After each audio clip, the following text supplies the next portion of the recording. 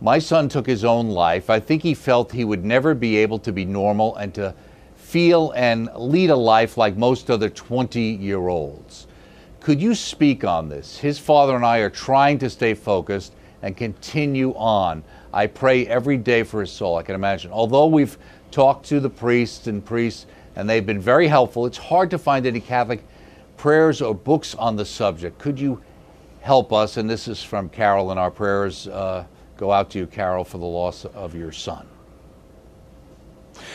Yes, Carol. You know, I'll do a little research for some books on this. I know there are some very good books on, Catholics dealing with suicides of family members. So I'll do a little research for you. If you send me your email, I'll go ahead and give you a couple of books. But here is the quick thing. You know, suicide is an extremely complex, thing, especially what's going on in terms of the mentality of the person who takes their own life. Remember the definition of a mortal sin, right? You have to have grievous matter, right? That means that something that's terribly sinful, right? And of course, suicide is terribly sinful. Grievous matter is there. You have to have sufficient reflection. I'm going to come back to this in a moment. And you have to have full consent of the will. You can't have any impediments to the free use of the will. So, in other words, if you're going to commit a mortal sin, it's not just the committing of the objectively wrong act that makes it to be mortally sinful. You have to have sufficient reflection and full consent of the will. What does sufficient reflection mean?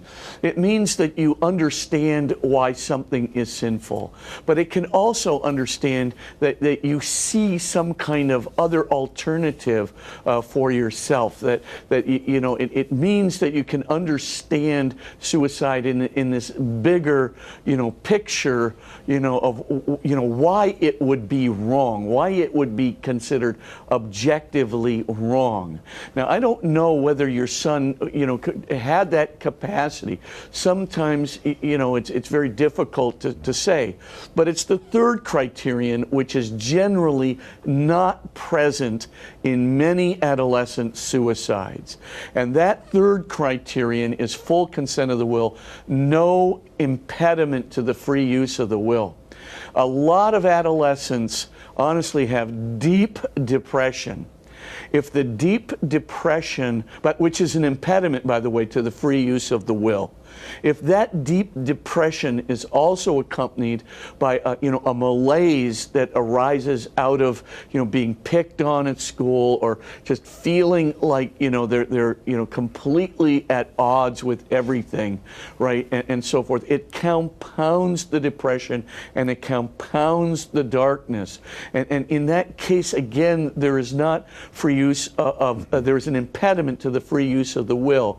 Again, there are all kinds of other complexifying areas of suicide, where a person thinks, that whatever they do and wherever they turn, right, there's no hope for them. And you say, well, no, they should have had faith. They should have been able to have the faith to move beyond this and to see.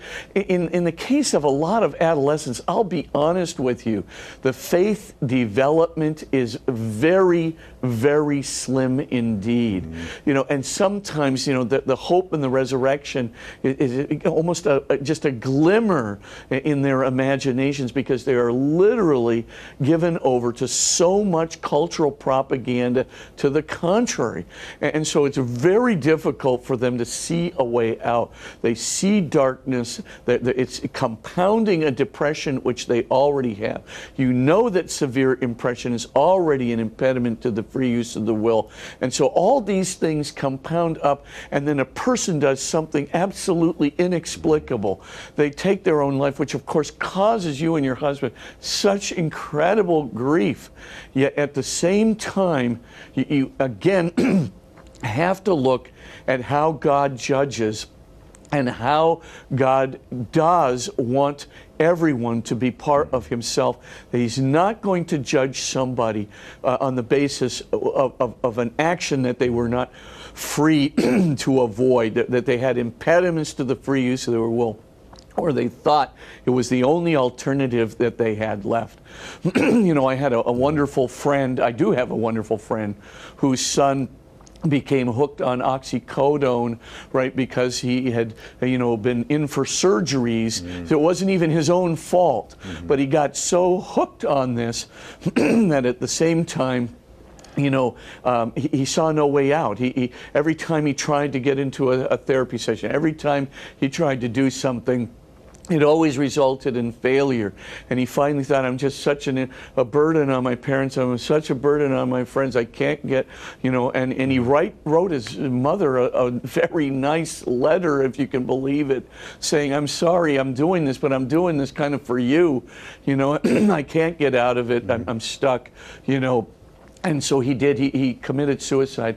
But you look at the impediments to freedom on that, for that poor kid. I mean, it's just like enormous, and the pressures on him enormous.